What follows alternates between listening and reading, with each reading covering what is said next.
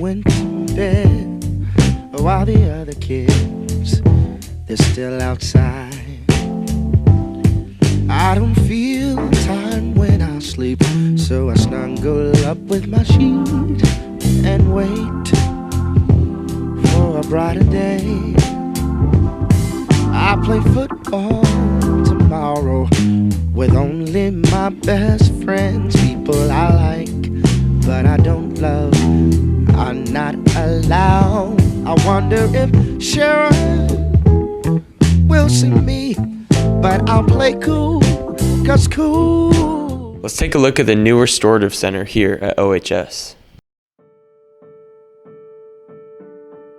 ISD and ISS and school suspension are a more punitive approach to discipline. There's less accountability, less discussion about who's been impacted, how they've been impacted.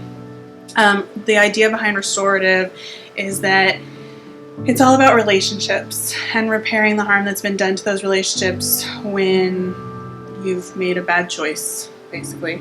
And so I interview, or Mr. Wilson, we conference with any student that comes through Restorative Center and basically kind of discuss how have people been impacted and what needs to happen to repair that harm. I think that it holds students more accountable. I also think it gives students a chance to reflect a little bit more, that it isn't just impacting them. Because I think it's really easy to be like, oh yeah, well I did that and that was bad on my part. But it's a lot harder to see, oh, it impacted my classmates, or it impacted my friends, or it impacted my teacher. It just offers that accountability piece and a chance to really come up with some solutions instead of just saying this is a problem and now you're in trouble. It's, okay, you made a bad choice, and so here's the consequence of that choice, but now you also get an opportunity to think of some solutions to fix what happened.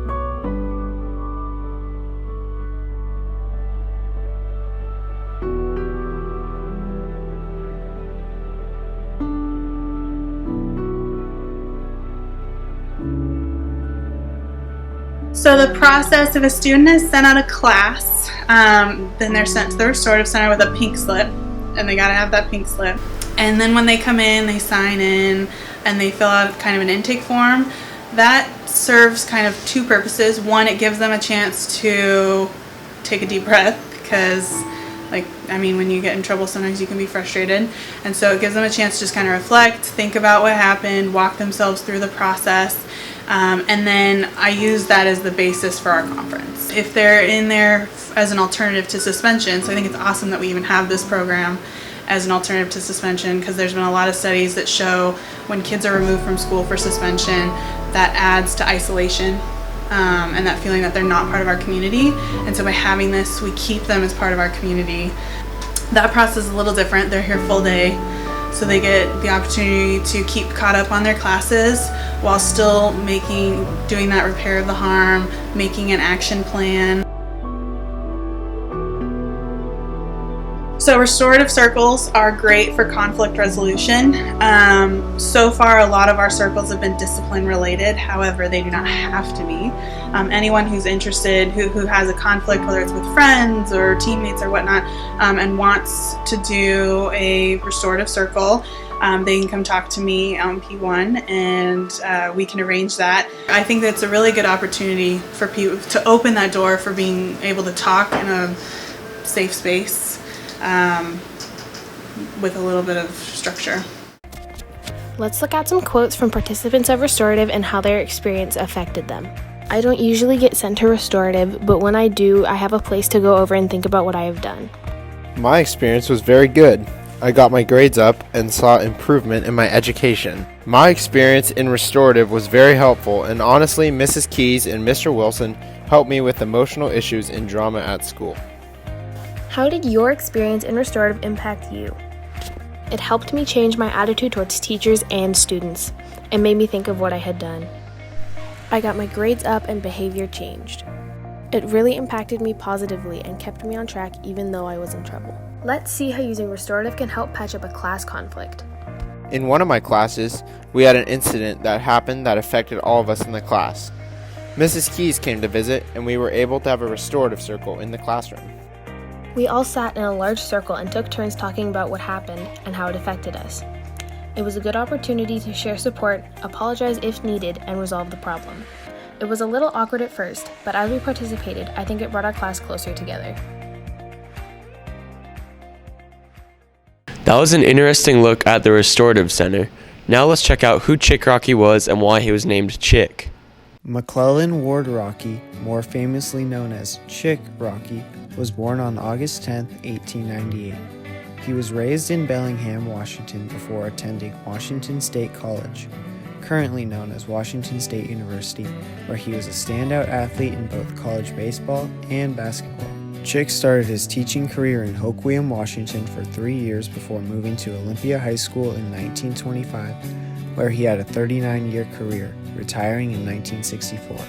He immediately became the head coach in baseball until 1951, coaching 26 years, and basketball until 1955, coaching 30 years. Later, he was the head coach in football between 1935 and 1947, making him the head coach of 3 sports for a 12-year period. As a head coach, he led all 3 of these sports teams to multiple conference championships and state tournament appearances. The most impressive was when he led the Bears to their first ever boys basketball state championship in 1929. Chick later transitioned into the role of athletic director. Under his supervision, our school won their first ever football state championship in 1953. As AD, he also developed and ran the first youth sports programs for younger kids in the community outside of his regular duties at the high school. When OHS moved to its current location in 1961, the school dedicated and named the new gym after Chick to honor the contributions he had made to our students, athletes, and youth in our community. It is not often that a building gets named after someone who is still working in it. The dedication was made during the new school's first homecoming assembly, in which Chick was instructed to select which senior girl from the court would be the homecoming queen. Chick's grandchildren were at the ceremony and tell of how their grandmother suggested he select a certain girl that she thought was nice, but Chick picked who he thought was the prettiest, and his wife was quite upset with him on the car ride home. During the start of our current building's remodel back in 1998, the dedication plaque was set aside and did not find a new home. That is until now. In 1978, the Chick Rocky Athletic Award was established. In 2012, Chick Rocky was inducted into the Olympia High School Hall of Fame, and now in 2019, 20 years later, you will once again find the plaque honoring Chick Rocky outside the entrance of the gym named after him, back where it belongs. Chick passed away February 15, 1984 at the age of 85. His grandson Jay Rocky remembers attending the funeral and said, "I was there at the funeral. It was standing room only. I was struck by the numerous middle-aged men who were openly weeping as they recounted in their eulogies how much of an impact Chick had on their lives. He was a father to many."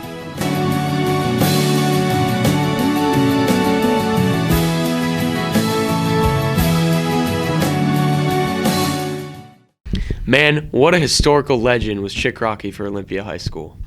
Now, let's take a look at how our morning announcements have changed since last year.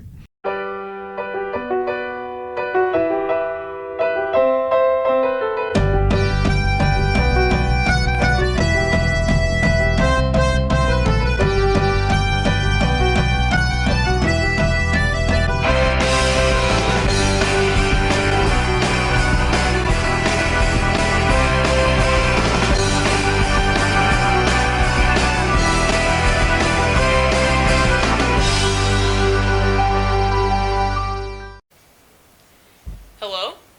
Oh, Miss Bolts, yes. How are you doing today? Oh, you're wondering how you send in videos for the announcements. Well, as you know, teachers can send in videos for the morning announcements. Just make sure you film yourself with the camera horizontally and make sure you look right into the camera. Yes. Excuse me, can I call you right back? Thanks. What are you doing? It was on my side.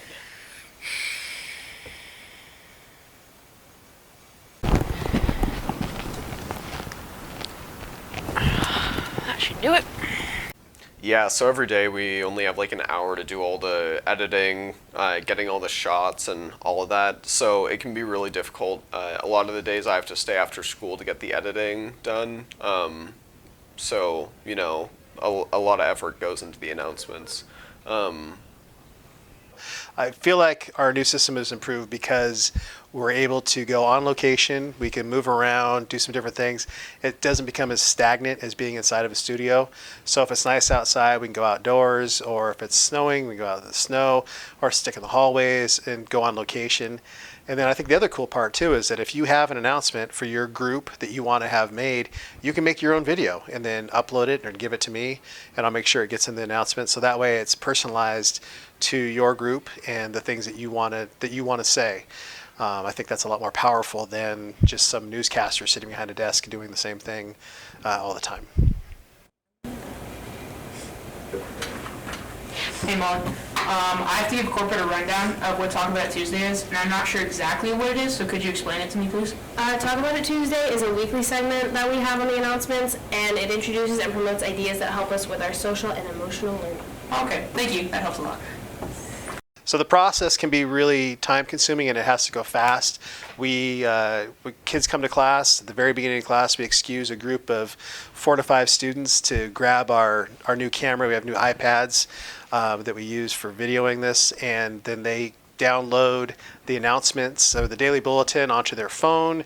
They put it into a teleprompter that's on the camera, go out, read them, come back. We have Parker Teeters as kind of our editor.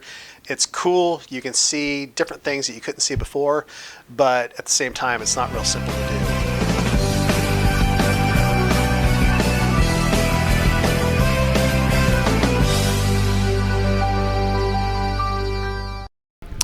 It was great to check in on our announcements team. Now, let's take a more of a serious note and learn how to be safe online.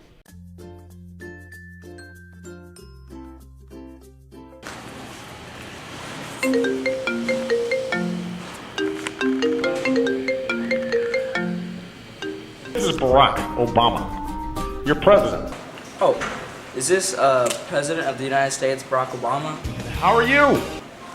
Oh, you want me and Adam Boy to film a video on digital citizenship? You're doing the most important work there is.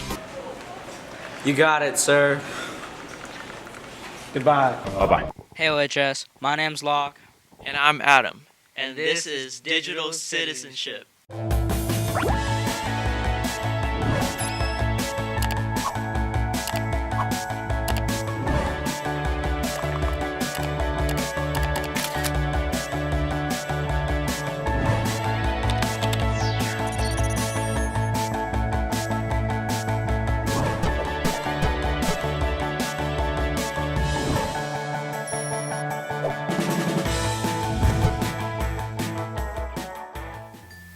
Me and Adam, we love what social media has done for the world. Social media gives us the ability to talk to other people around school or maybe even online. It has changed the way that we connect with friends from all around the globe. Social media has given us the opportunity to explore and discover our passion. It allows us to raise awareness for a good cause. It gives us a voice. But not many kids realize the negative effects of social media. Sometimes people don't realize the permanence of what they post online, and they could post some really bad things that could affect their future. And sometimes it could be for sports or other types of events that you're doing. And whatever people post online, it stays there forever. So today, we're going to show you the importance of digital identity. So, following this digital matrix that Mr. Garrets made us, The olyway digital citizenship matrix focuses on 5 points: perseverance, respect, integrity, diversity, and engagement. P. Perseverance. Manage your digital identity and reputation. Protect personal data to maintain digital privacy. In order to manage your identity, be cautious and make sure to manage what you post online. So, me and Adam decided to conduct a survey, and we asked a couple students how much time they spent online per day. About 4 hours. I probably spend about 3 hours doing homework online every day. About 5 hours. I spend about 4 hours a day. Okay, like 4.5 hours. 6 hours. I spend 9 hours on my phone each day, and I spend 4.5. As you can see, a lot of students spend a lot of time on their phone, and this is very bad. Because you spend a lot of time online, you're not active. But also, the more time you spend online, you could be using that time to do other stuff. Do kids nowadays realize the permanence of what they post online, guys? I mean, personally, I do, and I think she does, but I think there are a lot of kids out there who don't realize that what they post is permanent. Sure. From personal experience, I know a lot of people are unaware of the consequences of social media, specifically in sports. Like, a lot of people think having spam accounts is safe, but I know multiple instances of coaches finding out about it and losing scholarships. Today, with digital citizenship being such a big part of all of our lives, it's really important that you understand the rights and responsibilities that you have as a digital user. Remember that things you post today have permanence and they stay and can affect you later down the road. So always be asking yourself what image you want to convey and what story you want to tell whenever you're online. Hey Bears, thanks for watching. We'll see you next time.